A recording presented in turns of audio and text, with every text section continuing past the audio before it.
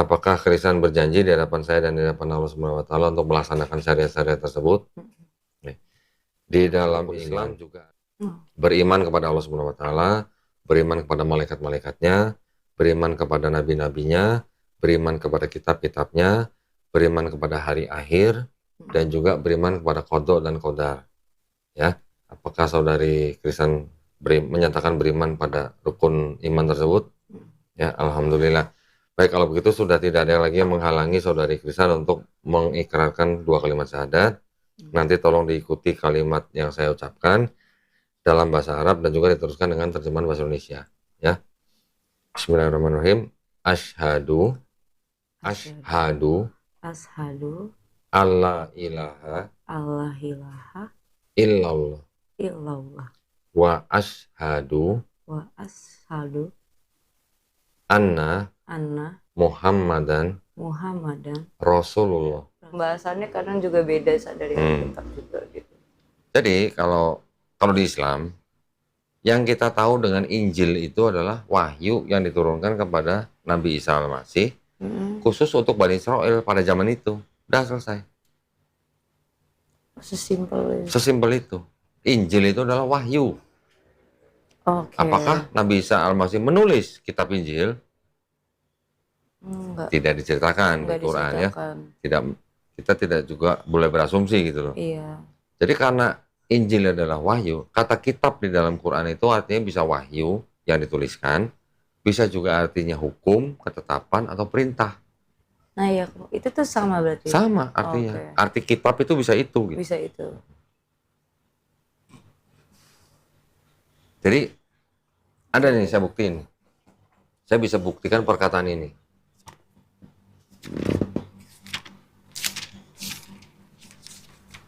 Di Lukas 20.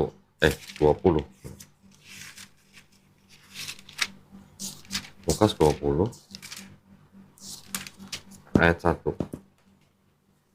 Coba baca. Pada suatu hari ketika Yesus mengajar orang banyak di Bait Allah dan suaranya masuk kan? Injil. Kecil banget ya? Ngomongnya bisik-bisik sih. Oh, yang keras. Pada suatu hari ketika Yesus mengajar orang banyak di Bait Allah dan memberitakan Injil, datanglah iman-iman kepala dan ahli-ahli Taurat serta tua-tua ke situ. Yesus memberitakan apa? Apa sih? Ketika Yesus memberitakan apa? Memberitakan mana? Bentar. Injil. Injilnya I-nya huruf besar kan? Iya, I-nya besar. Berarti kata benda ya? Iya. Ya kan? Yesus memberitakan Injil. Kalau Kristen sebagai orang Katolik memandang Matius, Markus, Lukas, Yohanes sebagai Injil, Injil yang mana yang diberitakan Yesus di Lukas 21?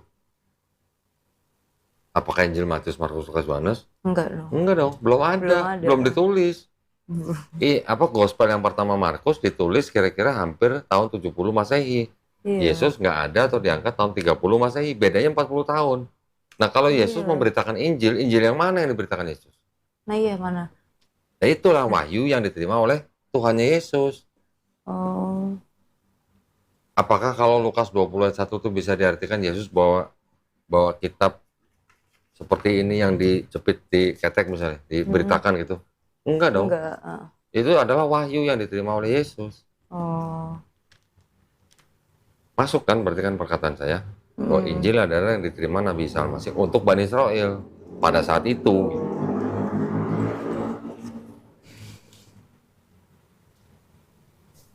Bisa diterima? Itu bisa, lebih make sense sih. Lebih make sense yang itu. Nah. Jadi buat kita Islam, kita memandang Matius, Markus, Lukas, Yohanes itu bukan Injil yang diterima oleh Nabi Isa. Tetapi Matius, Markus, Lukas, Yohanes ini hanya catatan biografinya Yesus gitu. Jadi kayak ceritanya aja, kehidupan biografi lah.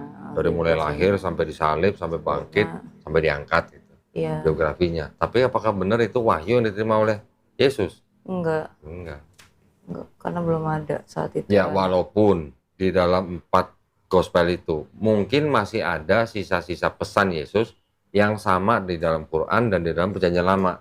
Iya. Kalau di dalam perjanjian lama, kan Yesus mengulang pesan Musa. Yang tadi, dengarlah ya bangsa Israel, Tuhan Allah kita, Tuhan itu Esa. Itu sama dengan pesan di situ. Di Yohanes ada pesan begini. Buka ya.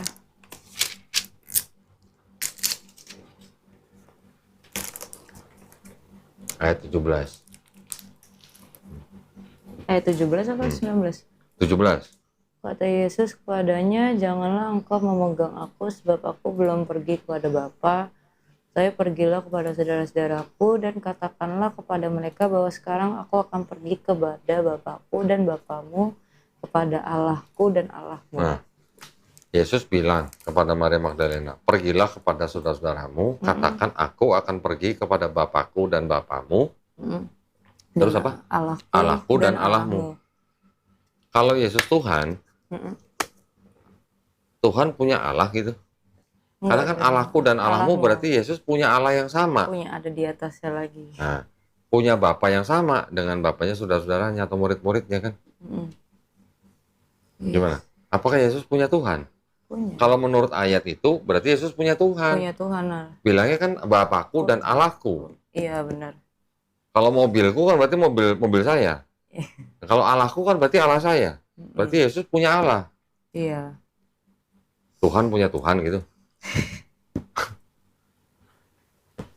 Tuhan punya Tuhan, tapi Tuhannya menyebut ada Tuhan lain. Nah, nanti kalau pendeta bilang itu arti itu sebenarnya Yesus lagi jadi manusia, makanya dia punya Tuhan. Tapi kan Konsili Kalsedon bilang Yesus sepenuhnya Tuhan, sepenuhnya manusia. Berarti pada saat Yesus di bumi dia juga Tuhan. Berarti harusnya dia kalau misalnya dia Tuhan nggak menyebutkan ini dong, secara logika. Logikanya. Kalau dia sepenuhnya manusia dan sepenuhnya Tuhan, nggak boleh dong sebentar buang sisi Tuhannya, sebentar ada sisi Tuhannya. Gitu. Jadi kayak ada switch-nya gitu, kapan jadi Tuhan, kapan jadi manusia. Ketika Yesus nggak tahu pohon ara sedang tidak musim, Yesus nyari buahnya. Nggak ada buahnya, dikutuk pohonnya. Saya mati. Karena Yesus nggak tahu musim gitu. Iya. Apa itu sifat Tuhan? Nggak tahu musim. Apa itu sifat Tuhan? Dia lapar. Gitu. Ketika Yesus ditanya sama orang-orang, kapan hari kiamat? Kapan hari itu? Yesus bilangnya apa? Tidak ada yang tahu, anak pun tidak, malaikat pun tidak, hanya Bapa yang tahu. Berarti ada lagi dong. Berarti apa? Yesusnya Tuhan yang tidak maha tahu gitu? Enggak. Yang tahu hanya Bapa loh. Hanya Bapa. Anak tidak, malaikat tidak. Kalau Yesus Tuhan yang sehakikat dengan Bapa, yang setara dengan Bapa menurut gereja, masa Tuhan Yesus nggak tahu kapan hari kiamat? Gitu. Iya. Sih benar. Masuk. Masuk Pak Eko. Gitu. Masuk Pak Eko. Tapi yang tentang kayak Yesus di hari terakhir jadi apa sih? Hakim kayak gitu-gitu. Yang akan datang lagi. Iya, yang akan datang lagi. Islam juga percaya bahwa Nabi Isa Masih akan datang lagi. Ya, tetapi bukan sebagai Tuhan. Sebagai Nabi. Tugasnya apa? Membunuh Dajjal, mematahkan salib, membunuh babi. Kalau urusan mematahkan salib dan membunuh babi, ini urusannya kan pasti dengan orang Kristen. Iya. Karena salib urusannya Kristen, babi urusannya Kristen gitu. Iya. Kalau Dajjal, oke lah, kita punya sosok yang disebut dengan Mesias palsu, Al-Masih palsu gitu. Ini yang nanti akan dibunuh oleh Yesus atau Isa Al-Masih. Oke. Ya. Tapi kalau di Bible, Yesus dikatakan akan kembali lagi sebagai hakim yang adil.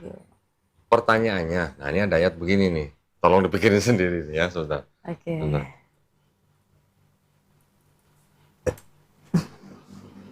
Coba buka Matius 16:28.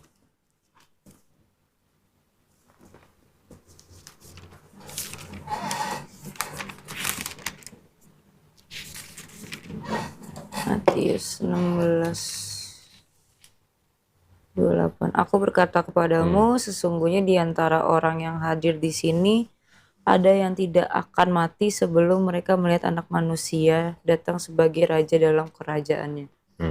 Coba pikirin. Yesus ngomong sama siapa itu? Sama murid-muridnya kan? Bilangnya apa? Di antara kalian Ada yang belum mati. Ada yang tidak akan mati sebelum melihat mereka melihat anak manusia. Anak manusia siapa? Yesus. Yesus datang di atas awan. Sebagai raja dalam kerajaannya. Itu artinya kan berarti Yesus akan datang lagi kan? Iya. Siapa murid Yesus yang sampai sekarang belum mati? Sekarang Yesus udah datang belum? Belum. Belum. Berarti siapa murid Yesus yang tidak mati sampai sekarang? Siapa? Nggak tahu. Makanya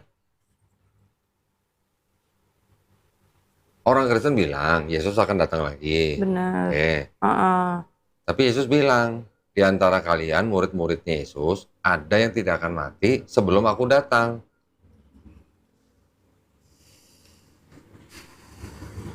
Make sense nggak gitu maksudnya? Enggak lagi. Nah, jadi kalau menurut akademisi atau ahli perjanjian baru bilang bahwa yang dikatakan nubuat Yesus ini itu sebenarnya di dalam pemahaman mereka tuh Yesus akan datang tuh nggak lama gitu loh, bukan ribuan tahun gitu. Berarti maksudnya dalam waktu dekat. Dalam waktu dekat, pada waktu Yesus datang lagi ada murid-murid yang tidak mati sampai dia bisa melihat Yesus datang gitu. Jadi sebenarnya proyeksinya Yesus datang di dalam tradisi atau tulisan teks itu bukan dalam waktu 2000 tahun lagi atau 3000 tahun lagi gitu. Tapi saat itu tidak lama lah setelah itu. Nah. Jadi kan di sini ditulis datang anak manusia datang sebagai raja dalam kerajaan, itu berarti maksudnya gimana? Ya bisa diartikan itu adalah kedatangan Yesus yang kedua kali. Iya, sebagai itu.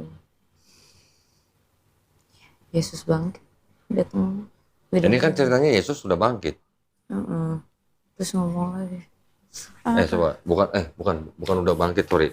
Itu udah bangkit kan? Ini belum disalib. Belum. Apa maksudnya setelah disalib kah? Yesus bangkit itu. Kalau Yesus setelah disalib kan Yesus kan diangkat, belum balik lagi. Kan katanya muncul hari ketiga itu. Kemana? Iya, setelah muncul kan nggak lama Yesus menampakkan diri kepada murid-muridnya. Habis itu kan diangkat. Iya. Nah terus balik laginya di atas awan mana? Datang sebagai raja. Ini nggak ada kata-kata awan ya. Ada ayat yang lain nih. Di Markus 9 ayat 1. Atau ada lagi di Markus 14:62. Markus 14:62. Ini ayatnya mirip ya karena Matius kan nyontek Markus. Iya. 14:62. Nih.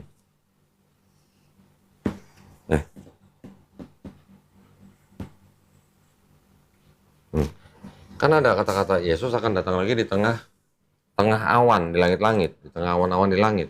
Akulah dia dan yang 62 ya? Jawab Yesus, akulah dia dan kamu akan melihat anak manusia duduk di sebelah kanan yang maha kuasa dan datang di tengah-tengah awan-awan di langit. Datang di tengah-tengah awan-awan di langit. Nah, yang dikatakan kamu siapa? Yang dimaksud kamu itu siapa di situ? Kamu mana sih dulu? Akulah dia dan kamu tuh muridnya. Nah iya. Di sini kan dia lagi ngomong kan di hadapan mahkamah. Betul kan? Iya sih.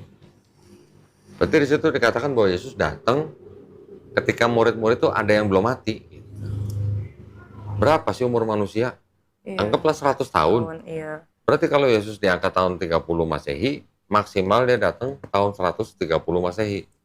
Ya. Anggapnya segitu lah kasarannya. Yesus sampai sekarang sudah datang belum? Belum. Berarti itu nubuat yang gagal apa bukan gitu kalau begitu? Gagal berarti tidak digenapkan. Nah iya. Paulus juga bilang begitu.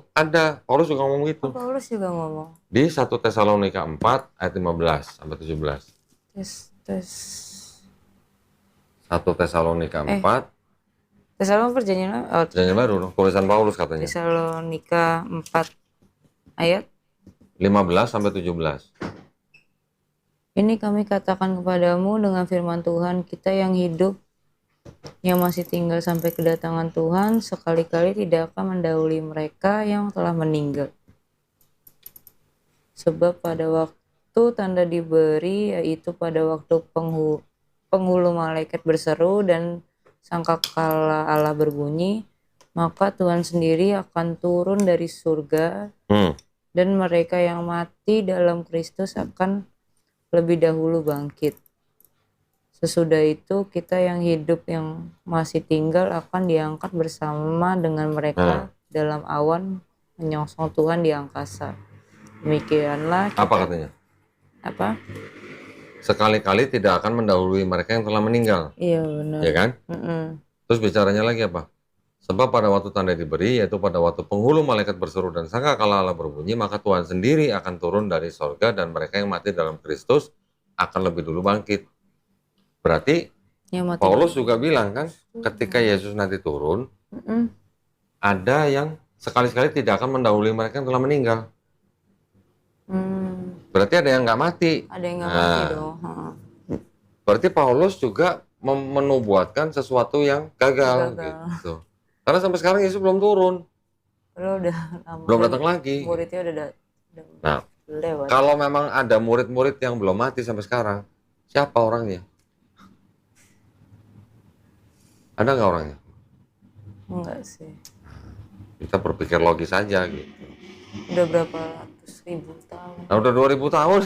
Iya makanya. Ini udah tahun 2024. Paham ya? Iya. Jadi memang kalau menurut ahli-ahli perjanjian baru, wacana bahwa Yesus pergi dan datang lagi itu tidak dalam waktu yang sampai ribuan tahun. Menurut teks ini. Iya. Karena ditulisnya seperti itu. Iya.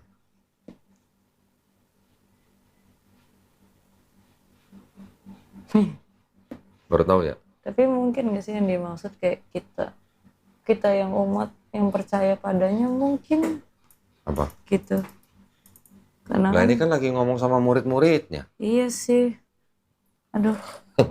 Ya lagi situasinya kan dia lagi ngomong sama murid ya. Iya. Masa tiba-tiba ke umatnya. Dia aja nggak nganggap diri dia Tuhan. Nabi kan dia. Dia ngaku sebagai nabi kan. Dia ngaku sebagai nabi. Seorang nabi dihormati di mana-mana kecuali di kampungnya sendiri.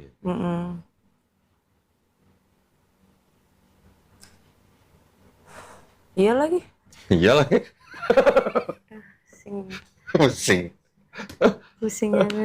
Tidak semua di dalam Bible salah. Iya. Karena ada yang sesuai dengan pesan di Quran. Tetapi banyak yang salah. Masalahnya di situ. Dan diteruskannya itu nggak sih sebenarnya yang agak mempertanyakan. Kayak udah tahu salah kan. Kalau ada penerjemahan baru kan. Pengajarannya gereja akan Bible ini diberikan kepada jemaatnya melalui cara doktrinisasi. Iya sih, doktrin lagi. Jadi pemahaman gereja sama pemahamannya Paulus aja kadang ada perbedaan. Iya. Ya? Iya. Paulus bilang, kepala daripada wanita atau konteksnya istri itu adalah laki-laki, suaminya. Kepala dari suami adalah Kristus. Kepala Kristus adalah Bapa.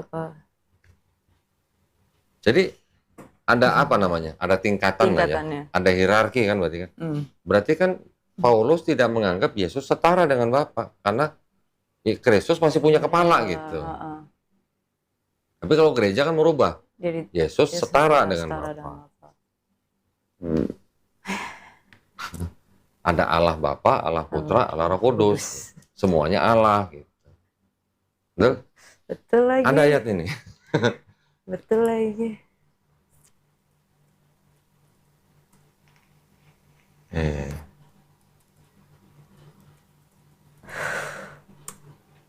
Biarin. Di 1 Korintus 11 coba. 1 Korintus 11 ayat 3. Wait. Kok nge-lag? Lupa. Itu apa? Sini. Biar cepat. Maaf. Dulu Jura buka Bible. 1 Korintus 11 ayat 3. Ayat 3. Tapi aku mau supaya kamu mengetahui hal ini, yaitu kepala dari setiap-tiap laki-laki adalah Kristus, kepala dari perempuan ialah laki-laki, dan kepala dari Kristus ialah Allah. Oh, Berarti di atas Kristus ada Allah.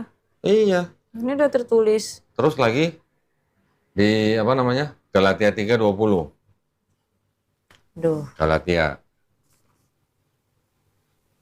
berarti apa sih? Ah, loh. Gue lupa. Gel. Galatia setelah 2 Korintus. Oh, setelah 2 Kor. Mana? Sini. Aduh, kok gue lama banget, ya ampun. Ini Katolik apa sih katanya nih? Katolik KTP. Galatia 3 ayat 20. Tuh. Seorang pengantara bukan hanya mewakili satu orang saja, sedangkan Allah adalah satu. Pengantara itu siapa? Yesus. Yesus dianggap pengantara sama Paulus. Tapi dia kan Apa? yang ngituin Yesus kan dia kan. Apa? Tentang agamanya. Yang apa? Yang menceritakan tentang Yesus kan Paulus. Iya. Nah, Paulus menganggap Yesus sebagai pengantara. Apakah pengantara itu lebih tinggi dari Bapaknya? Enggak dong. Enggak dong. Ini kan dia juga nulis sedangkan Allah adalah satu. Berarti Allah. Saya dalam hal ini, menurut saya, Paulus juga nggak salah-salah amat. Iya. Salahnya Paulus adalah dia mengajarkan sesuatu yang tidak diajarkan oleh Yesus. Itu dosa waris. Oh iya. Nah, itu yang tidak pernah diajarkan oleh Yesus. Yesus mengajarkan lu hanya perlu bertobat untuk masuk kerajaan surga. Paulus mengajarkan kalau lu nggak percaya Yesus sudah mati di atas kayu salib buat tebus dosa lu nggak selamat. Bedanya di situ. Tetapi Paulus tidak menganggap Yesus setara dengan Bapa. Nah, iya sih. Nah, tadi kalau kita terusin lagi nih, ini ajaran Paulus nih, yang menurut saya nggak salah.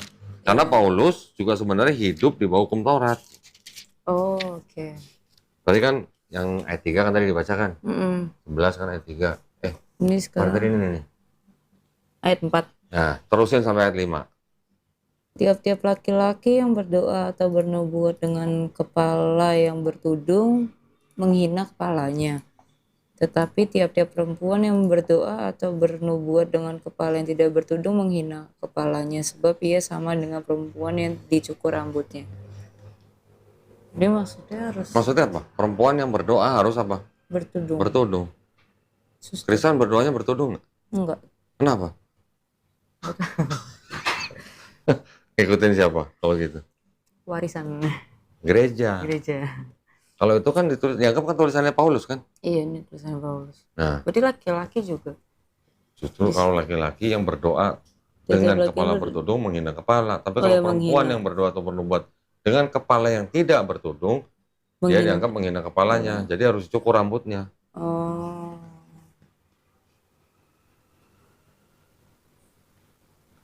Ini ajaran Paulus nih. Wow. Nah, kenapa di Katolik cuma suster doang berarti yang bertudung? Nah, coba tanya. Kenapa jemaat nggak pakai tudung ketika ke gereja?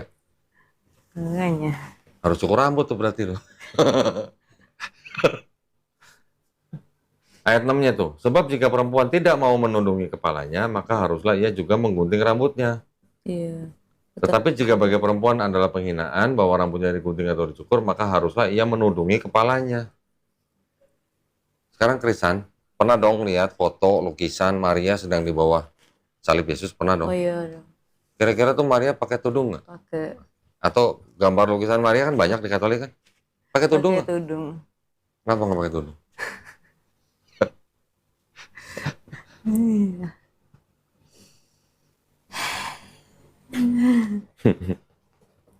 Pusing.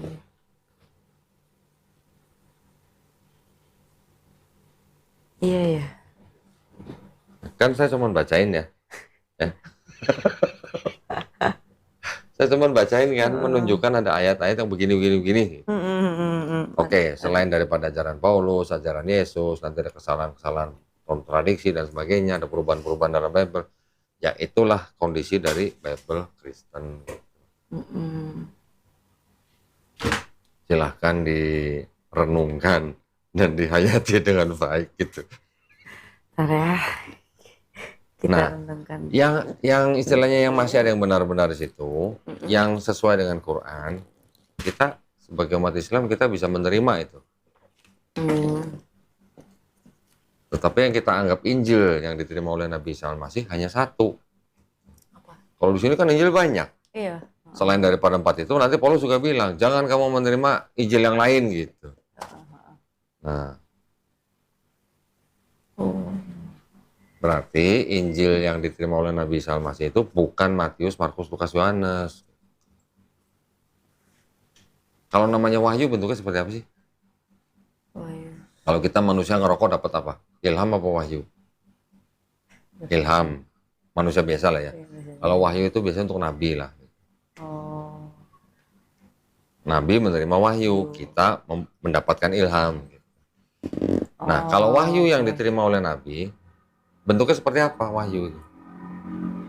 Ya kan cuma pengetahuan atau pesan yang diterima oleh Nabi yang tahu-tahu masuk aja ke dalam kalbunya Nabi gitu. Terus dia menyebarkan. Apa yang dia katakan kepada umatnya, kaumnya, tentang apa yang dia terima, lah itulah wahyu yang diberitakan kepada umatnya. Oh. Jadi nggak harus berbentuk buku gitu.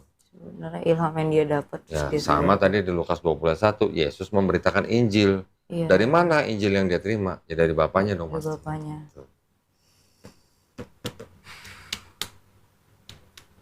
Wow. Tapi mungkin nggak sih kayak kenapa ketika kita mempelajari agama gitu, alasan maksudnya gini, kata-katanya gimana ya, kayak pemikiran logis tuh ada di Islam semua. Itu kenapa? Gini, kalau bicara logis dulu ya, tentang konsep ketuhanannya dulu lah. Iya. Konsep ketuhanan yang tadi kita sama-sama baca di Perjanjian Lama, yang Tuhan bukan manusia, Tuhan bukan anak manusia, Tuhan tidak berubah, itu sama dengan Islam. Di Islam kita juga ada ayat mengatakan Qul huwallahu ahad, Allahu somad, lam yalid wa lam yulad. Lam yalid wa lam yulad artinya tidak beranak dan tidak diperanakan. Sama dengan Tuhan bukan manusia, Tuhan juga bukan anak manusia. Iya. Yang terakhir walam yakullahu kufuwan ahad, tidak ada yang menyerupai Tuhan. Di Bible, di Perjanjian Lama juga dikatakan tidak ada yang bisa melihat Tuhan. Sama kan? Sama. Kita juga tidak bisa melihat Tuhan gitu. Iya. Di dalam Quran juga diceritakan Nabi Musa alaihissalam pengen ngelihat Tuhan. Udah dikasih tahu nggak bisa melihat Tuhan, masih ngotot pengen lihat Tuhan. Baru dikasih lihat tanda-tandanya gunung hancur aja, Nabi Musa udah pingsan. Iya. Nah, ya itu konsep ketuhanannya. Terus begini. Tadi kan di Bible yang Maliaki 3:6 juga dikatakan Tuhan tidak berubah. Iya. Sekarang Kristen sebagai orang Katolik dari kecil menganggap bahwa Yesus adalah Tuhan, ya kan? Jadi ada Tuhan yang menjadi manusia. Gitu. Iya. Kira-kira menurut Kristen kalau sudah baca ayat-ayat seperti ini, masuk akal nggak itu? Tuhan bisa jadi manusia. Kira-kira masuk akal nggak? Enggak sih. Enggaknya kenapa? Kan pendeta nanti akan bilang begini, karena Tuhan Maha Kuasa, makanya dia bisa berkuasa jadi apa aja, termasuk jadi manusia. Namanya juga Maha Kuasa. Iya. Jadi dia bisa menyerupai. Bisa jadi apa aja. Kalau saya tanya, kalau dia bisa menjadi apa aja, bisa nggak dia jadi iblis? Bisa berarti kalau dia bisa jadi apa aja. Kalau Kristen bilang Tuhan Maha Kuasa, dia bisa jadi iblis, berarti pada saat yang sama, pada saat bersamaan, Tuhan yang Maha Baik, Maha Benar itu juga mempunyai sifat yang jahat. Iya. Iblis kan jahat. Iblis kan jahat. Nah, mungkin nggak pada saat yang sama Tuhan mempunyai sifat baik dan jahat pada saat yang sama? Enggak. Berarti bisa nggak Tuhan jadi iblis? Enggak. Enggak. Karena sifatnya Tuhan pasti maha baik, maha benar. Iblis gimana? Maha penipu, penyesat gitu kan? Jahat gitu. Jadi kan tidak bisa sifat-sifat yang bertolak belakang menjadi sifat satu pribadi pada saat yang bersamaan gitu maksudnya. Begitu juga dengan manusia. Manusia maha baik nggak? Oh, Yesus dikatakan guru yang baik aja Yesus nolak. Kenapa kamu katakan aku yang baik? Yang baik hanya Bapa. Gitu. Jadi manusia juga tidak punya sifat yang maha baik. Manusia juga tidak punya sifat yang maha suci. Bagaimana Tuhan yang maha suci? Tuhan maha suci dong. Bisa menjadi makhluk yang tidak maha suci. Logikanya gitu. Iya. Jadi itu logisnya gitu. Di dalam Islam kita tidak bisa mempercayai Tuhan yang Maha Kuasa itu jadi makhluknya. Yesus ciptaan bukan? Iya, Ciptaan. Karena pada waktu dia lahir jadi bayi, kan itu ciptaan. Ya, bagaimana diciptakannya itu kuasa daripada Tuhan yang menciptakan tanpa hubungan suami istri. Tetapi dia tetap ciptaan gitu. Dia tetap makhluk.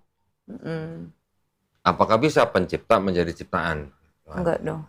Nah, misalnya Krisan menciptakan biola, bisakah Krisan jadi biola? Enggak. Nah, begitulah. Oke. Ya kan? Nah, logisnya di situ makanya. Oke, di dalam agama diperlukan iman. Iya. Ya kan? Karena masalah Tuhan itu kan berarti masalah yang gaib, yang kita tidak bisa lihat gitulah. Ya. Kalau kita bisa melihat Tuhan yang gaib itu jadi sesuatu yang bisa kelihatan, nggak kasihan sama yang buta, nggak bisa ngeliat Tuhannya. Gitu. Iya. Tuhan kan maha adil gitu. Make sense. Laut asin. Iya. Ikan dari laut keluar dimakan asin nggak? Asin. Ikannya asin? Enggak. Enggak dong. Kalau dikasih garam, diasinin baru jadi ikan asin. Iya. Kalau Lautnya asin, tapi ikan keluar dari laut kan nggak asin. Nggak asin. Kenapa? Tuhan maha adil. Kalau asin nanti yang ke darat tinggi nggak bisa makan ikan dong. Gajikannya. Ini sih intermezzo lah. Ya hanya menggambarkan bahwa Tuhan maha adil. Sekarang kalau Tuhan bisa jadi manusia, mengambil ras tertentu, ya ras ya. Yesus orang apa? Orang Yahudi kan, orang Israel kan. Ras Yahudi kan berarti kan. Ras Yahudi. Berarti kalau Tuhan bisa jadi manusia, mengambil ras tertentu, kasihan nggak tuh yang ras-ras yang lain? Iya dong. Misalnya kalau orang Cina, gue juga pengen punya Tuhan ras Cina. Orang kulit hitam juga bisa ngomong gitu kan. Muhammad Ali tahu kan petinju? Iya tahu. Dia protes sama mamanya, sama ibunya. Mah, kenapa Tuhan kita bule? Gitu. Kan kita kulit hitam, kenapa Tuhan kita bule? Gitu. Gara-gara itu dia keluar dari Kristen, masuk Islam. Logis nggak? Logis. Kalau Tuhan mengambil ras tertentu, berarti Tuhan itu rasis nggak? Rasis. Kalau ngambil hitungnya ras ya. Kan semua ras ini kan ciptaan Tuhan. Masa dia cuma milih jadi ras tertentu gitu? Nggak kasihan tuh, yang lain pada ngiri gitu.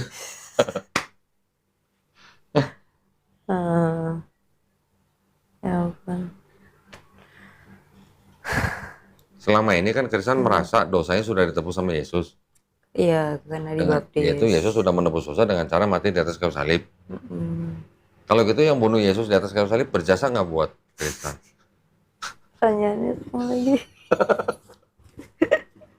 Itu pertanyaan apa? Pertanyaan logis nggak? Pertanyaan logis lagi, pas aku dengerin. Logis lagi. Logis dong? Iya, sangat lagi. Ini Yesus mau nebus dosa Kristen nih, tapi caranya dia harus mati di atas kayu salib. Nah, berarti yang membunuh Yesus, yang menyalib Yesus, rajanya. Berjasa nggak buat Kristen?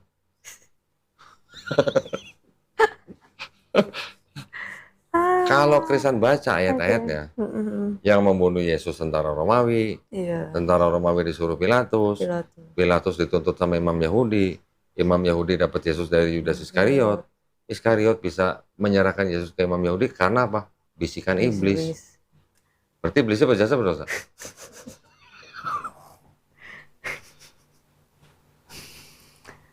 Kalau iblis tidak membisiki Yudas, kan berarti Yesus nggak bakal. Berarti kan Yesus nggak disalib, nggak ada penebusan dosa dong.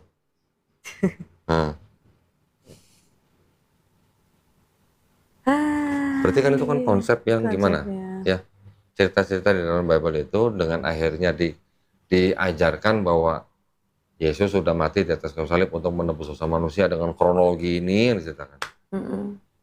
Boleh dong saya nanya, iblis berjasa berdosa? Boleh. Kan kalau ceritanya gitu kan. Iya dong. Sekarang kalau mereka nggak terima dengan pernyataan itu, kalau mereka bilang itu adalah ketetapan Tuhan, orang Kristen pasti bilang begitu. Itu sudah ketetapan Tuhan. Berarti kalau ketetapan Tuhan, berarti Tuhan sendiri yang membunuh anaknya. Iya lagi. Iya dong. Loh iya dong, iya nggak? Iya lagi. Kalau dibilang ketetapan Tuhan, berarti Tuhan sendiri yang bunuh anaknya buat tembus dosa manusia.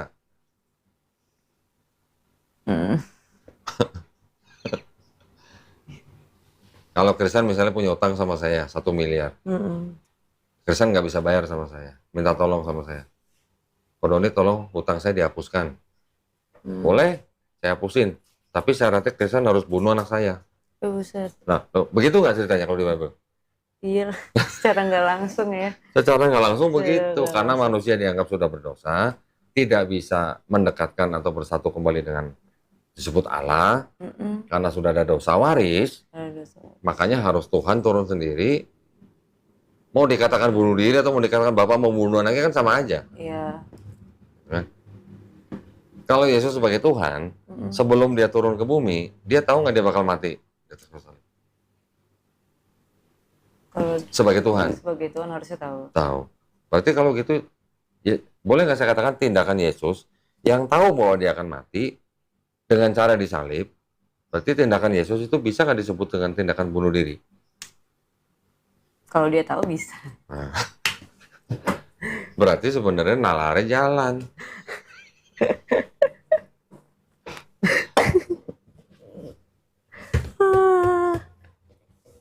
Kalau pendeta nanti jawabnya lucu-lucu di luar nalar. Di luar nalar. Lah murid-murid Yesus ketika di Taman Getsemani, ketika tahu Yesus mau ditangkap, murid-muridnya lari apa? Nemenin. Waktu ditangkap. Di Taman Getsemani. Lari. Kenapa lari? Gak tahu, takut maybe. Takut. Takut apa? Takut disalib. Takut Ya kan? ditangkap. Takut ditangkap kan? Berarti murid-muridnya itu secara logikanya murid-murid itu tahu nggak Yesus bakal mati di atas kayu salib buat tembus dosa mereka? Enggak. Nah, kalau tahu kan nemenin. logikanya kan begitu kan? Iya.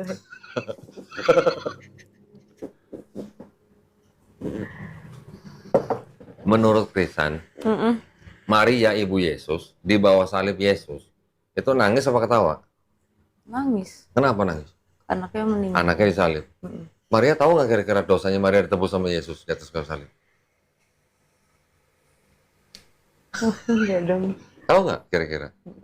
Nggak tahu berarti kan? Kalau tahu masa dia nangis? Iya. Dosanya Maria loh ditebus loh. Dosa lahir loh. Nah, dosa waris loh. Dosa waris. Kalau dosa waris, konsep dosa waris, kan pertanyaannya gampang. Setiap bayi yang lahir sudah bawa dosa waris. Iya. Kalau dia umur 3 hari meninggal, kira-kira masuk surga masuk neraka? Udah bawa dosa waris. Masuk surga loh. Udah bawa dosa waris. Ke surga bawa dosa gitu? Enggak. Enggak. Nggak make sense-nya di situ gitu loh. Iya, belum. Bagaimana ceritanya? Bayi lahir bawa dosa. Gitu. Padahal baru. Nah, apakah kalau dia 3 hari mati terus masuk neraka karena bawa dosa? Jahat bener gitu Tuhan. Ya nggak? Makanya. Iya sih. Ya, yang paling logis ajaran itu di Islam. Lagi pula begini. Ini kalau kita lihat nih ya. Ini air putih apa air bening sih? Bening. Air bening. Kok kita sebut air putih ya? Air putih kan susu ya berarti. Saya menggambarkan Islam seperti ini. Ya, air yang masih jernih gitu lah. Oke. Kalau saya tuangkan teh, bisa nggak semua orang minum teh? Bisa. Semua orang bisa nggak minum teh? Enggak. Belum tentu ya. Kalau warnanya kan berubah coklat kan, dari teh kan. Ketika air jernih ini saya kasih kopi, berubah jadi hitam. Bisa nggak semua orang minum kopi? Enggak. Nggak semua. Ketika saya kasih sirup berwarna merah, manis loh padahal loh. Bisa nggak semua orang minum sirup manis? Belum tentu kan. Tetapi semua orang bisa nggak minum air yang jernih seperti ini? Harus minum, kalau nggak minum mati kan? Iya. Inilah gambaran Islam. Islam ini ajaran yang murni yang belum ada campuran bahan lain yang dianggap sebagai pemikiran agama. Trinitas itu juga bisa dianggap sebagai pemikiran agama. Iya. Karena kan tadi kan dibilang awalnya adalah sebuah catatan di pinggir halaman, disisipkan menjadi ayat gitu. Nah, kalau disisipkan menjadi air itu kan pemikiran agama yang dimasukkan dalam agama. Jadi kalau air jernih, saya masukkan pemikiran agama masuk ke dalam air yang jernih, otomatis kan warnanya berubah. Iya. Dan nggak semua orang bisa nerima. Tapi kalau masih bening begini kan setiap orang minum. Iya. Seperti itulah Islam. Ya. Jadi apa namanya, Al-Quran itu beneran apa sih yang ditulis, apa sih sebutannya, Apa? kitab langsung ya kalian? Buku yang jatuh dari langit itu? Bukan, maksudnya kayak apa sih, kayak wahyunya? Wahyu. Iya, Wahyu. langsung gitu. Ya. Jadi kalau Quran sebenarnya Sejarahnya gimana sih itu? mirip dengan Taurat, Zabur, Injil. Oke. Taurat, Zabur, Injil juga sama. Ini juga wahyu-wahyu yang diturunkan Allah Subhanahu wa taala kepada para nabi dan rasulnya untuk Bani Israel pada zaman itu. Yang membedakan Quran adalah Quran bukan hanya untuk Bani Israel, tapi Quran untuk semua umat manusia. Bahkan untuk seluruh alam semesta. Makanya Quran disebut rahmatan lil alamin. Apa tuh? Rahmatan lil alamin, rahmat untuk alam semesta. Oke. Jadi kalau saya orang Islam punya tetangga belum Islam, ya, yang belum Islam itu seharusnya merasa aman punya tetangga saya. Karena orang Islam itu Islam sendiri artinya damai gitu. Damai, selamat, patuh, taat tunduk kepada penciptanya. Di dalam berhubungan dengan manusia juga kita diperintahkan berlaku adil. Kalau orang lain tidak memerangi kita, kita juga tidak boleh memerangi orang itu gitu. Iya. Di Islam begitu. Kalau sekarang kita membaca berita misalnya Islam teroris dan segala macam, itu hanya fitnahan dan itu belum tentu semuanya benar. Dibilang ISIS, Islam, lah korbannya ISIS banyakkan Muslim malah gitu. Iya, Nah, pernah baca. kalau kita baca lagi ISIS ciptaan siapa? Semua orang udah tahu lah. Kenapa sampai ada Islamofobia? Kenapa? Ada ketakutan terhadap Islam. Karena Islam ya boleh dikatakan adalah agama yang memegang akhlak dan moral untuk dijalankan di dunia ini. Sekarang contoh begini. Di Islam kita kan perempuan suruh pakai hijab. Sama seperti Maria ibunya Yesus. Pakai hijab kan? Iya. Orang bilang, oh di Islam perempuan tuh harus pakai hijab. Berarti perempuan Islam tuh ditindas katanya. Banyak yang ngomong gitu. Ya, padahal perempuan Islam pakai hijab bukan karena diperintahkan suaminya, bukan karena diperintahkan bapaknya, tetapi diperintahkan oleh Allah Subhanahu wa taala. Ada ayat dari Quran. Gitu. Wanita itu ditutupi dengan hijab bukan berarti ditindas, tetapi apa? Dilindungi. Coba jalan berdua sama temennya. Yang satu pakai hijab, satu nggak pakai hijab. Pakaiannya seksi misalnya. Kira-kira kalau dilihat sama cowok-cowok yang digodain yang mana? Yang seksi. Nah, seksi lah. Cowok kan udah fitrahnya begitulah. Nggak boleh ngelihat yang open dikit gitu. Nah, jadi perempuan ditutupi tujuannya untuk melindungi perempuan itu sendiri. Bukan untuk menindas. Bukan untuk nggak boleh pamer rambutnya indah, ngecat rambut warna-warni. Keindahan rambutnya si wanita itu dikhususkan untuk suaminya. Kalau di Islam gitu. Karena di Islam rambut itu aurat, gitu. Rambut perempuan gitu maksudnya. Semua bagian dari wanita tuh aurat kecuali wajah dan tangan.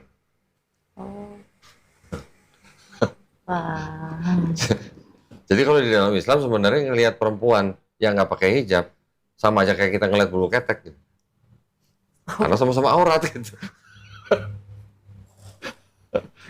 Ya, cuman kan memang kan apa ya, budaya lah, nanti ada moral lah katanya segala macam yang istilahnya menyaingi Islam, terus nanti ada urusan sama hak asasi manusia lah segala macam. Akhirnya wanita jadi dianggap harus diberikan hak untuk berekspresi. Iya. Ya kan? Tetapi giliran wanita tuh mengekspresikan sampai berlebihan, pakaian modern makin lama makin tertutup, makin terbuka. Kebuka. Makin terbuka. Akhirnya jadi apa? Pemerkosaan lah, ya kan? Kejahatan kriminal jadi naik gara-gara yang open-open begitu. Di Amerika coba, berapa menit sekali kan pemerkosaan. Iya sih. Nah, kalau tadi nanya apa tadi sejarahnya Quran. Iya. Nah, Kayak tadi asal muasal. Quran itu wahyu yang diturunkan kepada Nabi Muhammad SAW untuk alam semesta. Ya, Nabi menerima wahyu selama kurang lebih 23 tahun. Oke. Cara menerima wahyunya macam-macam. Ada yang menerima melalui malaikat Jibril alaihissalam, ada yang melalui mimpi, ada yang didatangi oleh malaikat Jibril dalam bentuk manusia juga ada. Wahyu-wahyu yang diterima oleh Nabi Muhammad SAW itu semuanya dibacakan oleh Nabi di depan para sahabatnya. Kemudian para sahabat itu menulis, kemudian sahabat itu membacakan, dicek bacaannya sama Nabi, benar nggak bacanya gitu. Dicek dan recheck gitu. Kalau bacanya benar, kalau bacanya benar baru disimpan. Disimpan dalam media misalnya mungkin tulang binatang, pelepah kurma, misalnya tulang unta, misalnya. Pencatatan zaman dulu kan medianya seperti itu. Gitu. Nah, ketika Nabi Muhammad SAW wafat, nggak sampai 2 tahun, Quran itu sudah dijadikan mushaf. Mushaf itu artinya ini mushaf nih namanya. Buku dalam bahasa Arab itu mushaf gitulah. Ya. Nggak nyampe 2 tahun? Nggak nyampe 2 tahun. Ketika zaman Khalifah Abu Bakar sahabatnya Nabi yang menggantikan posisi Nabi sebagai kepala pemerintahan, pada waktu itu ada perang di Yamamah. Nah, yang berangkat perang itu banyak juga penghafal Quran. Karena Quran itu ditradisikan dengan hafalan gitu kan. Sudah banyak sahabat yang hafal. Gitu. Ketika ada perang, banyak penghafal Quran tewas gitu di perang. Nah, jadi akhirnya sahabat yang lain, yaitu Umar bin Khattab, mengusulkan kepada sahabat Abu Bakar yang waktu itu jadi pimpinan untuk membuatkan menjadi mushaf. Caranya bagaimana? Kalau di Bible caranya dengan menyalin ulang, kalau di Islam, di Quran, caranya dengan dibentuk satu tim penghafal Quran. Terus orang-orang yang mempunyai catatan-catatan Quran yang tadi sudah ditulis itu disuruh ngadep mereka satu-satu. Nah, bacain ayat apa? Bacanya benar, diterima, masuk. Karena semuanya hafal. Nah, susunan surat-suratnya itu sudah ada di catatan sebelum Nabi wafat. Catatannya. Nabi sudah memberitahukan ayat ini di surat ini ayat sekian. Ayat ini di surat ini nomor sekian. Gitu. Nama suratnya ini. Ada tradisi pendapat ulama bahwa yang memberi nama surat-surat itu adalah Nabi sendiri. Nah, setelah semuanya sudah selesai, menyetorkan ayat-ayat Quran yang sudah semua dicatat dan sudah diverifikasi sama tim ini, baru itu menjadi satu mushaf. Satu buku lah ya. Ini kan menjadi master nih. Disimpan oleh anaknya sahabat Umar bin Khattab, namanya Hafsah. Oke, udah ada kan, simpen kan? Ketika Abu Bakar meninggal, digantikan oleh Umar bin Khattab selama 10 tahun, kemudian baru digantikan lagi oleh sahabat Utsman bin Affan. Dalam masa pemerintahan 13 tahun ini ada perang lagi. Gitu. Ada perang lagi, kalau nggak salah di mana? Azerbaijan apa? Itu banyak, ada salah seorang panglima perang tuh yang pulang kepada sahabat Utsman, menceritakan banyak di daerah itu orang membacakan Quran dengan bacaan yang berbeda. Karena bacaan berbeda, dua orang itu hampir saling bunuh gitu. Nah, jadi mereka saling ngotot, oh yang bacaan benar saya, oh yang bacaan benar saya gitu. Ada terjadi hal seperti itu. Dilaporkan kepada Khalifah Utsman, akhirnya dibentuk lagi tim yang pertama tadi itu. Kumpul lagi. Dikumpulin lagi timnya. Terus master yang pertama dipegang oleh anaknya Umar Hafsah itu dipinjam untuk menjadi master. Sebagai panduan. Ya sebagai masternya lah ya. Sebagai pembanding gitulah. Nah, proses itu namanya adalah kodifikasi Quran. Kodifikasi ya. Kalau Bible dikanonisasi, Quran dikodifikasi. Karena kalau Bible kanonisasi kan dari banyaknya gospel, surat ini dikumpulkan jadi satu. Kalau di Quran kan disuruh baca dulu. Nah, kalau bacanya benar baru diterima. Bacanya nggak benar, tolak.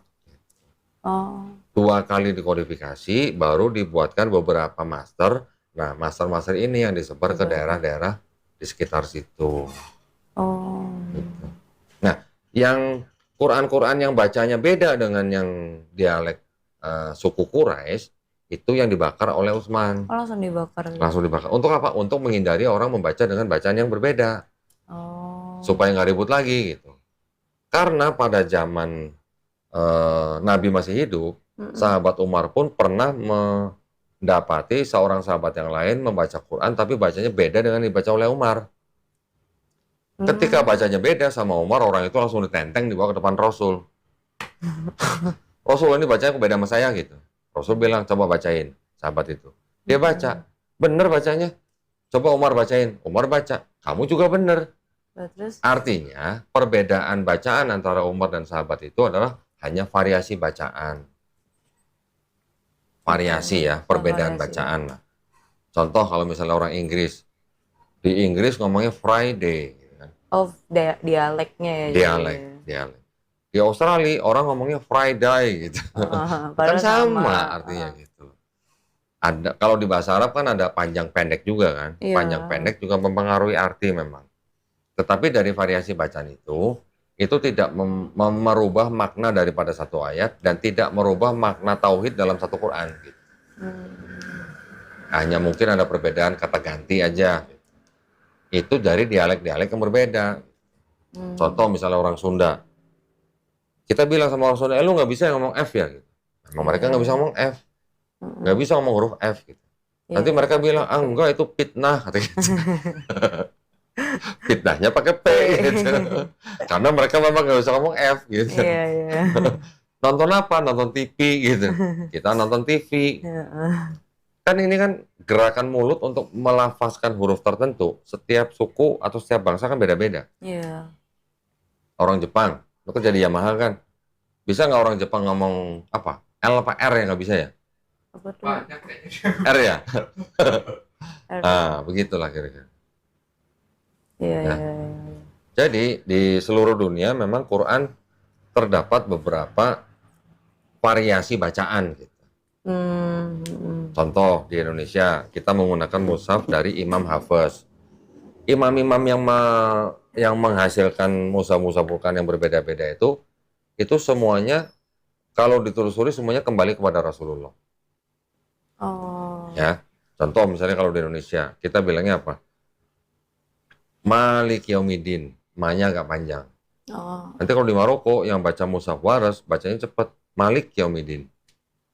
Malik sama Malik artinya raja, Malik artinya penguasa. Contoh lah begitu. Iya. Pernah belajar bahasa Mandarin nggak? Enggak. Itu juga hampir sama, hampir mirip. Satu kata, misalnya ma.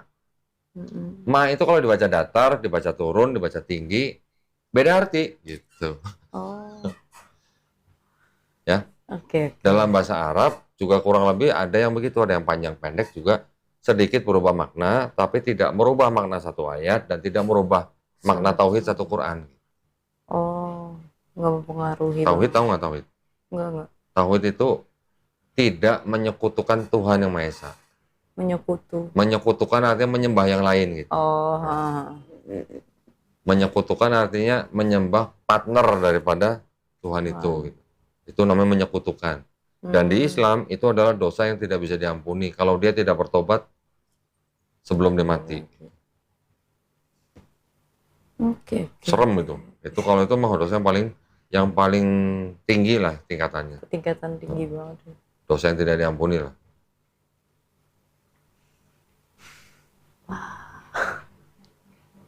Ada lagi mau ditanyain? Oke, udah deh. Cukup? Yakin? Yakin. Apakah udah ngantuk?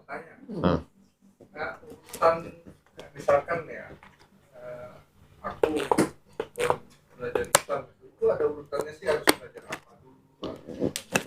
Ya pertama biasanya dimulai dengan belajar akidah, terus ada dilanjutkan dengan belajar fikih, kan? Terus nanti baru belajar Iqra, belajar Quran. Fikih kan itu untuk kita bisa melakukan ibadah. Akidah itu untuk keyakinan kita, teologi kita gitu. Teologi Islam. Contoh yang tadi kita membicarakan Tuhan, Esa tidak bisa menjadi manusia, itu termasuk dalam akidah. Kalau kita sudah bicara sholat ini berapa rakaat, itu sudah fikih gitu. Nanti ada urusan lagi muamalah segala macam. Ya itu tinggal dipelajari step by step aja. Iya. Tapi yang pertama tadi Yang pertama yang paling penting adalah akidah. Akidah dulu yang belajar. Fikihnya mengikuti gitu. Ini buat orang yang baru masuk Islam ya. berarti nggak sejarah dulu gitu. Ya kalau mau sejarah itu kan boleh, tapi itu kan bukan berarti di dalam ilmu Islamnya. Itu kan sejarah kan di luar ilmu Islamnya. Ya itu juga penting gitu. Kayak kita mempelajari Bible, kalau kita nggak tahu sejarahnya ya sudah, selamanya kita ikut ajaran gereja gitu, karena kita nggak tahu sejarahnya. Sedangkan pendeta sendiri belum tentu tahu tuh konsili-konsili ini, konsili apa aja gitu, pendeta belum tentu tahu. Yang di STT juga belum tentu tahu, tapi mereka kan hanya diajari untuk mengajarkan kepada jemaat bagaimana caranya khotbah, bagaimana cara ayat-ayat pilihan gitu. Kalau di Katolik nggak ada perpuluhan ya? Enggak lagi. Nggak ditekankan ya? Enggak ditekankan banget sih. Oh, kalau di Protestan tiap bulan dibacain Maliaki 3:10. Katanya gitu. Iya. Maliaki 3:10. Bawalah seluruh persembahan-persepuluhanmu ke dalam rumah Tuhan. Tiap awal bulan katanya. Kalau Katolik Gitu. enggak sih? Iya. Gitu. Ya memang belajar begini memang ya nggak bisa sekaligus. Tapi juga kalau orang memang sudah terbuka ya tidak ada yang perlu dihalang-halangi apa ditunggu-tunggu kalau memang sudah yakin. Aku takut ibuku sih sebenarnya. Kebanyakan Makanya kayak masih kebanyakan tantangan atau halangan dari orang yang mau masuk Islam itu ya banyak hanya masalah keluarga. Ya paling gede cuma itu aja, masalah keluarga paling gede. Iya sih. Tapi gini, Soalnya waktu aku bilang ya waktu itu budeku sampai ngechat gitu. sampai apa? Bude sampai ngechat kayak gitu. Bilang apa? Kok kayak gitu sih San? Kenapa? Ya, maksudnya kok kamu ngecewain ibumu lagi gitu loh. Saya kan yang sebelumnya kasus kakakku itu kan. Gini, Soalnya kayak loh kok jadi aku gitu. ya, paham sih, saya paham, perasaan orang tua saya paham. Cuman masalahnya gini, kan di Indonesia ada Undang-Undang Dasar 1945. Pasal 29 itu mengatakan setiap warga negara dijamin haknya untuk memeluk dan menjalankan agama dan keyakinannya masing-masing. Iya. Jadi, seorang atau orang tua sekalipun itu tidak boleh menghalangi anak yang sudah dewasa, yang sudah punya hak hukum sendiri untuk memeluk dan menjalankan agama masing-masing. Kalau orang tua itu melarang anak itu memeluk agama tertentu yang diakui di Indonesia, orang itu malah melanggar Undang-Undang Dasar 1945. Berat ya. Berat loh, karena memeluk agama itu adalah hak asasi. Nah, jadi itu juga yang harus kadang disampaikan ke orang tua, bahwa, "Mah, Krisan nih mau memilih agama ini karena A, B, C, D, E. Mohon Mama juga memahami bahwa Krisan tuh punya hak yang dilindungi oleh negara." Iya. Saya sering juga kedatangan orang tua Muslim yang anaknya mau murtad atau sudah murtad ke Kristen. Oh. Sering saya kedatangan tamu begitu. Yang pertama kali saya katakan kepada orang tua itu, pasal 29 itu.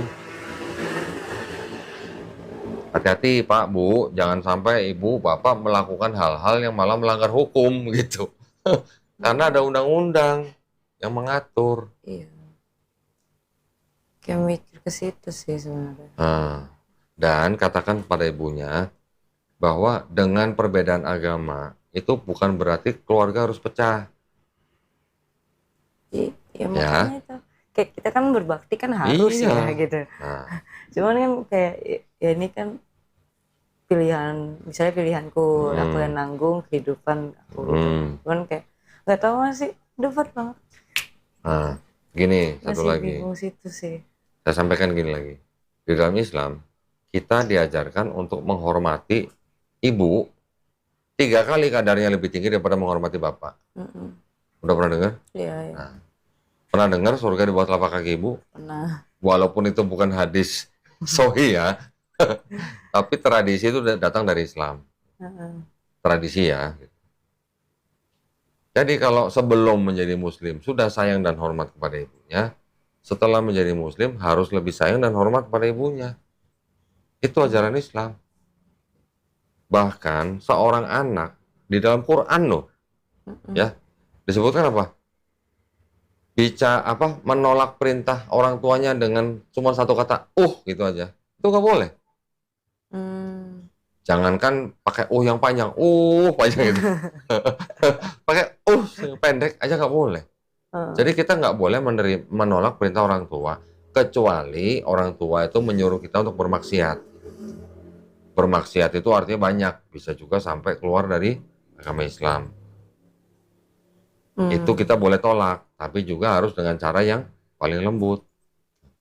Oh, ya makanya. Ibu usia berapa sekarang? Berapa ya? 55 ya? 68 tahun. Oh, 68. Oh, masih muda dong berarti. 55. Berarti Udah mau 56. pensiun rupanya. 56 ya? 55 kayaknya. Masih muda lah. Ya terus kan kayak apa ya? Mungkin karena aku cewek satu-satunya kali ya, jadinya kayak gitu. Tapi kayak kemarin gimana ya, kemarin pas ngomong juga nangis gitu kan. Ya kayaknya sih nangis, cuman nggak di depan aku, tapi dia cerita ke Budi gitu. Terus Budi ngomong ke aku kayak gitu. Bisa nggak perhatiin ya kata-kata saya, nanti bisa disampaikan ke ibunya, dan apa yang saya ngomongin ini juga ada ayat-ayatnya di dalam Bible. Bilang sama ibunya bahwa saya mau memeluk agama Islam karena saya mau mengikuti Yesus. Tahu nggak maksudnya kenapa? Tahu. Tahu kan? Tahu Di video saya kan udah sering kan? Iya. Coba kasih tahu, ayat-ayatnya kan ada di video saya tampilin ayat-ayat. Kita justru umat Islam yang kita beribadah atau menjalankan agama kita seperti Yesus yang di dalam Bible gitu. Masih ingat nggak apa aja yang dilakukan Yesus dalam Bible yang orang Islam lakukan? Oh, yang larangannya. Nggak makan babi, ya kan? Doanya sujud, disunat yang laki-laki, puasa, mati dikafanin. Kristen ngikutin ini nggak? Enggak. Katolik ngikutin ini nggak? Enggak. Terus berarti Kristen dan Katolik itu ngikutin Yesus atau ngikutin Paulus? Paulus. Itu makanya. Ya itu yang kalau bisa kasih tahu mamanya. Karena ayat-ayatnya ada, bukan nggak ada. Umat Islam malah yang melakukan apa yang Yesus lakukan dalam Bible.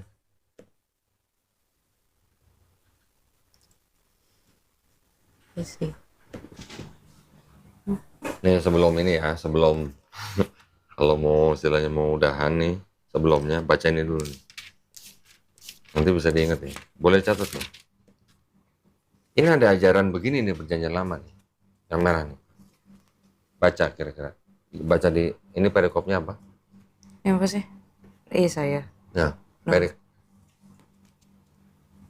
mana sih perikop? Oh ini nih, perikopnya ini. Bertobat kan? Bertobat lebih baik dari mempersembahkan korban. Nah, baca ini yang merah. Basuhlah, bersihkanlah dirimu, jauhkanlah perbuatan-perbuatanmu yang jahat dari depan mataku. Berhentilah berbuat jahat. Belajarlah berbuat baik, usahakanlah keadilan, kendalikanlah orang kejam, belalah hak anak-anak yatim, perjuangkanlah perkara janda-janda. Marilah baiklah kita berperkara firman Tuhan. Firman siapa? Firman Tuhan tuh ya, dianggapnya firman Tuhan tuh. Apa katanya? Sekalipun dosamu merah seperti kirmizi, akan menjadi putih seperti salju. Sekalipun berwarna merah seperti kain kasumba, akan menjadi putih seperti bulu domba. Oh ya. Artinya apa? Perlu nggak ada orang yang harus mati di atas kayu salib kalau begitu? Enggak sih. Hah? Di foto, kirim ke ibunya. Buset, durhaka nggak sih? Ada loh yang begitu. Ada perempuan dari Semarang. Dia baru lulus nggak lama kerja di Jakarta. Terus dia izin datang ke sini. kok boleh nggak saya foto-foto Bible-nya, ayat-ayatnya gitu. Udah saya bukain, dia foto-foto. Habis itu nggak lama dia bikin karya tulis. Ditulis sendiri apa yang dia lihat dan dia foto gitu kan. Kalau nggak salah 35 halaman gitu. Karya tulis itu dikirim ke orang tuanya, suruh baca. Nggak mau baca orang tuanya. Orang tuanya ketua lingkungan, apanya. Udah, terus nggak ada komunikasi lagi. 2 bulan setelah dia datang sini, datang lagi. Dan pas dia on the way ke sini, itu udah lagi debat sama bapaknya. Tapi akhirnya dia datang sini untuk bersyahadat. Dia bawa teman-temannya 3 dari Jawa, hanya untuk menyaksikan dia syahadat di sini. Ya akhirnya dia ambil keputusan, walaupun orang tuanya tidak menyetujui, dia udah dewasa, udah kerja, gitu. Nggak ada yang bisa menghalangi dia untuk memeluk agama tertentu, gitu. Dan di dalam Islam kita nggak ada paksaan. Setiap orang yang bersyahadat pasti kita tanya dulu, siapa yang maksa? Nggak ada. Kemauan sendiri? Iya. Nah, makanya kita selalu rekam biar ada bukti, gitu. Supaya tidak ada tudingan-tudingan.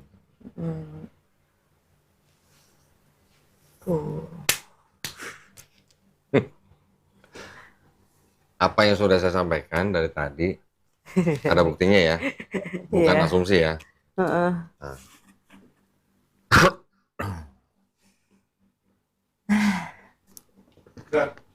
Mau pikir-pikir dulu atau?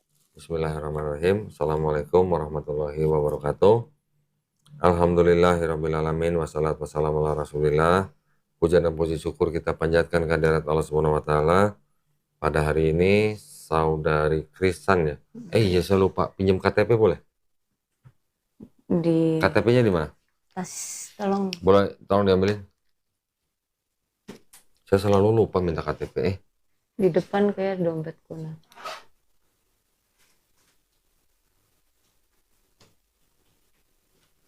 Nggak harus ubah nama kan?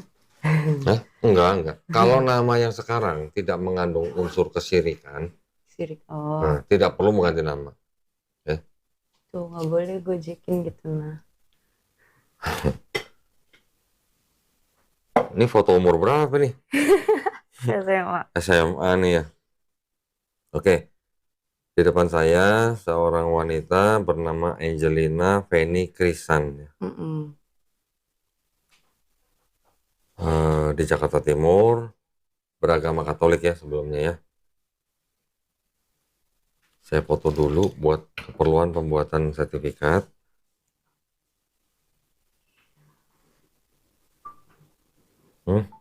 Video.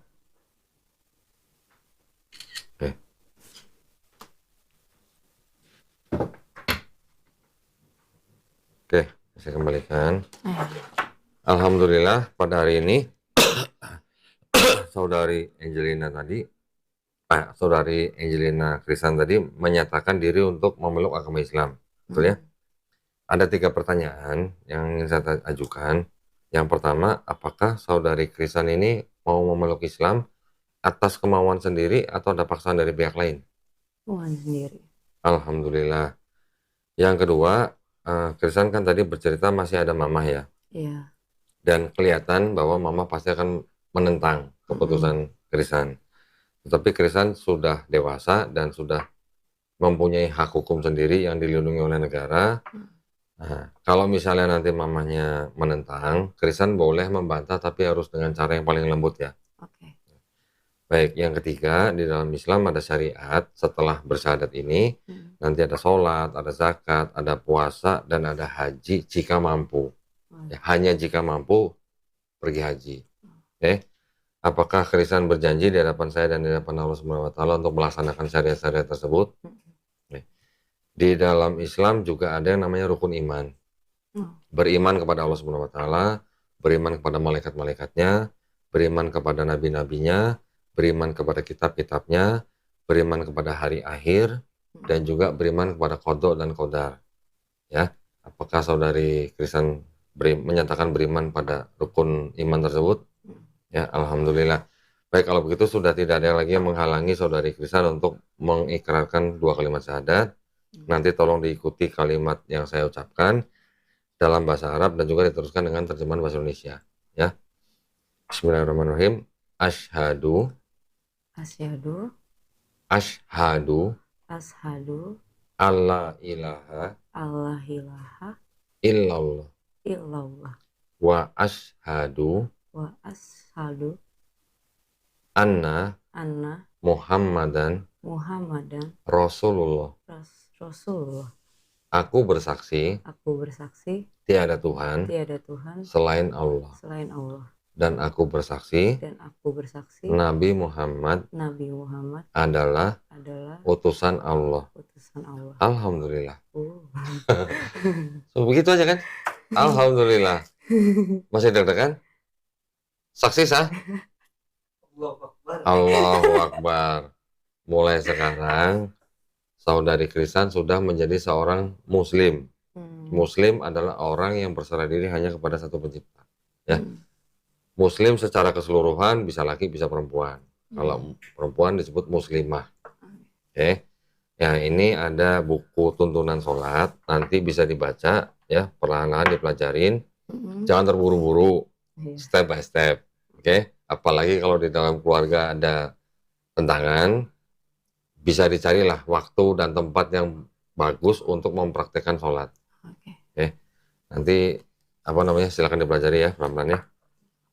Nah, ini ada hadiah dari subscriber channel Donditan yang menghadiahkan Al-Quran untuk para mu'alaf yang bersyahadat di Studio Graha Mu'alaf Jakarta ya.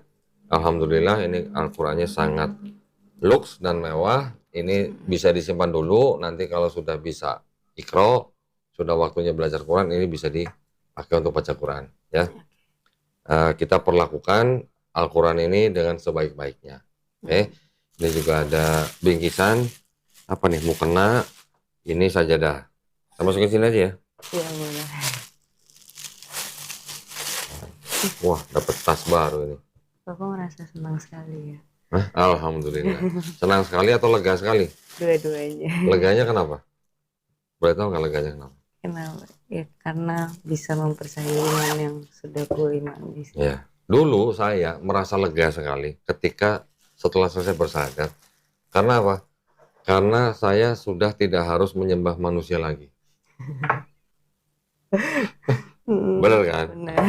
Alhamdulillah, sekarang saudari Krisan sudah menjadi seorang muslim yang tidak perlu menyembah manusia lagi.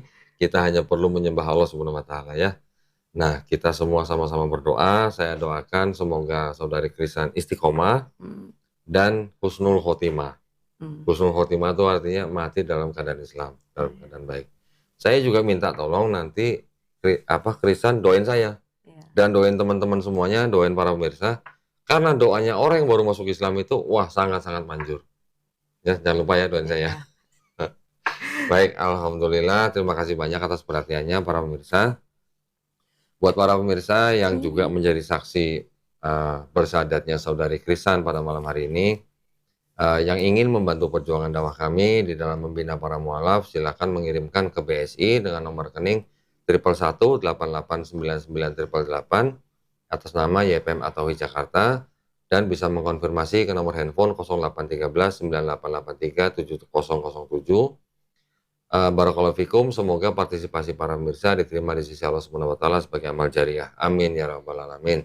Baik, kalau begitu akhir kata, wabillahi taufiq wal hidayah. Wassalamualaikum warahmatullahi wabarakatuh.